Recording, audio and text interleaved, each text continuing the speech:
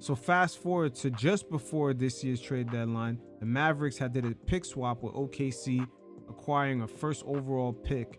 And they were trying to package that up with another first overall pick for 2027 to get Kyle Kuzma. But things got quite interesting because in their attempt to obtain Kuzma, he made some interesting remarks about the trade. You guys check it out. In my career, I won a championship. So, I understand that when we play this game of basketball, it's not about contending for a playoff spot. It's about contending for an NBA championship. There's only like 3 or 4 contenders, true contenders. I just felt like our timelines didn't line up.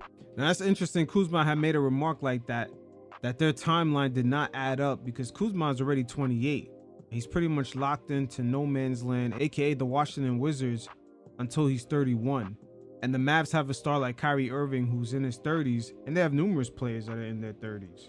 And you can add on top of that guys like Tim Hardaway Jr. and Dwight Powell. But the timing of these comments were interesting because earlier in the week, Spencer Dinwiddie was bought out, and people thought it was a possibility for him to join the Mavs. And he said things that kind of implied that the Mavs were not ready for a championship. But this is what he said when he was asked about joining the Mavs.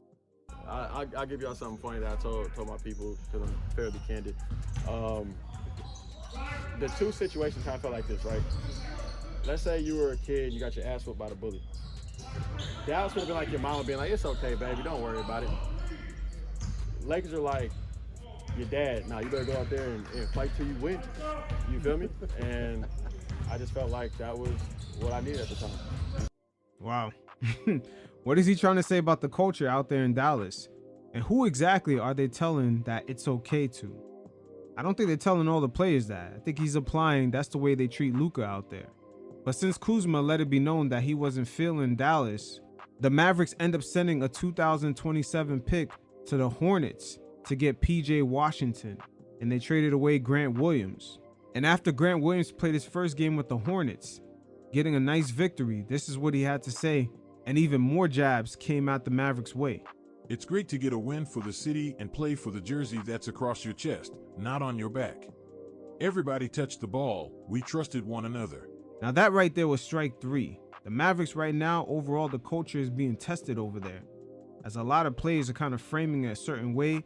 You look at the fallout that happened with Kristaps Porzingis, and also through the years, the type of environment that's around the Mavericks has pretty much been Luka driven. We've seen him yell at former GMs and presidents right on the court during games. We've seen coaches get fired. It's clearly obvious that the Mavericks cater to Luka